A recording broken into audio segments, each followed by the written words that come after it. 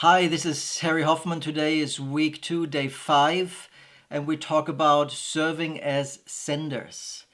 There are two different kinds of senders that I experienced on the field. And one is where the cross-cultural worker has one church or one agency that is sending the worker out. And the other model is where the cross-cultural worker has many churches and many agencies, so a partnership model. We talk about that partnership model tomorrow, and today we talk about number 1, where the cross-cultural worker or the missionary has one agency or one church. Let's get started. There are different mission agencies and churches that operate that way. Like the Korean church, for example, they have one church that sends out the person. Singapore is a similar experience where you have one church as a missionary and you're being sent out. Mission organizations like the Norwegian mission agencies, the Southern Baptists in the US, and even World Vision to a certain extent, where they have evangelical Christians with a mission mind employed by the organization. You have one organization sending out the person or the couple or the family. In this model, the work that people are being sent out is usually determined by the organization. They have the resources, they have the networks and the partnerships, and it's usually 2 years project related. People are hired for a period of 2 years, being sent out, and then after 2 years they go back.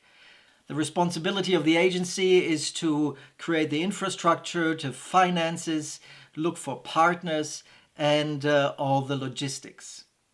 So this model is really agency or church driven.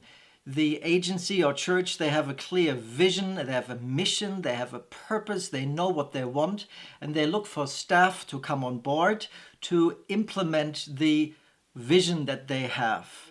There is a certain advantage in that model for the staff because they are really well taken care of. Everything is laid out, hopefully, for them. The disadvantage for the staff is there is less freedom, there is a lot of reporting, and there is the pressure of a return of investment, ROI, return of investment, which for an agency and church that uses this first model, this is very important. They invest, and to their shareholders, they are accountable that their money does something good. So the missionary out there needs to write a lot of reporting about what has been reached, what has been accomplished, how many churches have been planted, how many people have been reached with the gospel, how many, if you work in the poor and needy area, how many people have you served, etc., etc. So as a proof that the money is worth the investment. So even on the mission field, you meet these two kind of people. You have the well taken care of missionaries who are bound with obligations and accountability by their organizations, and they envy the freedom of the other missionaries who can ask the Lord in the morning, "Lord, what do you want me to do today?" And they have no money, but they have freedom. The others, they have money, but less freedom. And so one usually envies the other. And envy in certain terms, we usually then meet in cell groups in international churches or in international gatherings, and we laugh and make fun of each other's strengths and weaknesses. International assignments are expensive, and the business community knows that. I will put a link by PricewaterhouseCoopers down in the show notes to, it's about measuring the value of international assignments. And so I will introduce very briefly 3 resources what serving as sender includes, and I will highlight a few aspects of those. Resource number 1 I want to introduce is a book by Marina, Prins and Braam, Willemse. They are both South African, and they've written a book called Member Care for Missionaries, a practical guide for senders, based on their experience in Africa. In their book, they introduce the preparation phase, the on-field phase, and the re-entry phase, the 3 phases. Chapter 7, she focuses on the preparation phase and the assessment of the missionary candidate. They look at emotional problems in the assessment. They look at personality problems. They look at development areas of that person, career planning options, and to determine whether the candidate is suitable for the international assignment and for the cross-cultural environment. There are different tools to do assessment with, psychological assessment with, and they are being introduced here. 10, 15 years ago, I laughed about these kind of psychological assessment as a prerequisite, as a preparation tool as a screening tool before an agency sends out missionaries. But nowadays I see all the casualties that happen on the field. People burn out, people collapse, the high stress is not well processed. There is even suicide attempts and other disasters that happen on the field, and they are all preventable if the screening would have been more thorough.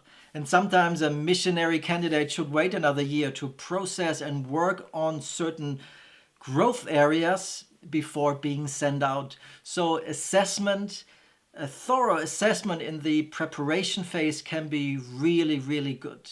I wouldn't do right to this great book if I would only focus on the assessment. The power of the book is actually in the team, but I will mention that tomorrow. Let me go to the next resource. That's a book called Serving as Senders by Neal Pirolo. Neal focuses in his book on 6 different support mechanisms. The moral support, which is like, yes, you can do this. Yes, like a cheerleading kind of, yes, you can do this. The logistical support, the financial support, the prayer support, the communication support, and the re-entry support. I want to highlight a little bit on the logistical support now.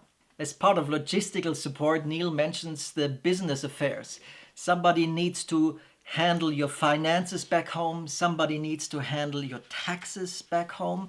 A sending church and sending agency can do that. Somebody needs to handle your health insurance. Are you healthy? Do you have checkups? Do you have vaccinations, etc.? As people of faith, we like to think in the best case scenario and we like to look at a bright future.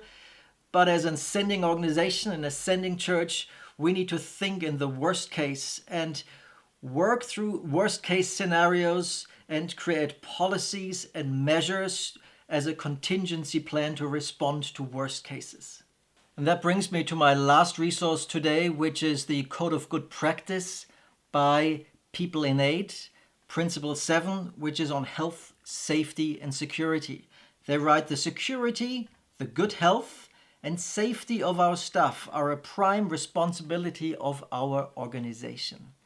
Safety, security, and health. A sending organization and a sending church needs to make sure that they are aware and that they monitor and that create the right infrastructure to ensure the health, the safety, and the security of their personnel. These were just some small snapshots of the resources that I mentioned. You find the links to buy or even PDF links below.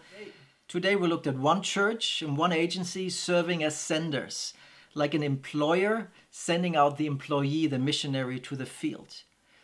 Tomorrow we will look at a partnership model where you have several churches and several senders and other resources that sends out the missionary to the field. And I look forward to sharing what that's all about. See you tomorrow. Bye for now.